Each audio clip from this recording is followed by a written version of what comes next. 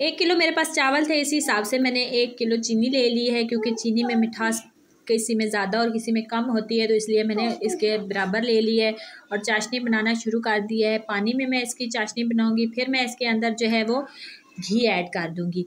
घी मैंने 1 चमचा भर के इसमें ऐड किया है, क्योंकि फिर जो है वो घी बहुत ज़्यादा हो जाएगा और फिर अगर ज़रूरत पड़ी तो हम और डाल लेंगे। तो इसी तरीके से हम जो है वो चाशनी बना के रेडी करेंगे। जब अच्छे तरीके से चाशनी बन जाएगी तो फिर हम इसके अंदर जो है अपने येलो कलर के जो है वो चावल ऐड करेंगे। माशाल्लाह से कितना खूबसूरत कलर है और ये लग कितने खूबसूरत रहे हैं।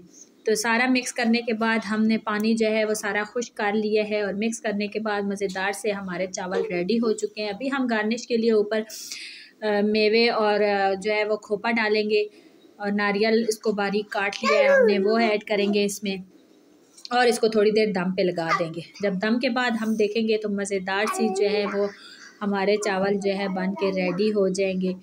तो इसी तरीके से जो है वो मज़ेदार से चावल बनाए तो देख सकते हैं एक एक दाना निखर के आया है चावलों का। दम पे हटाने के बाद जो है वो मज़ेदार से चावल खिले खिले हमारे बन के रेडी हो चुके हैं।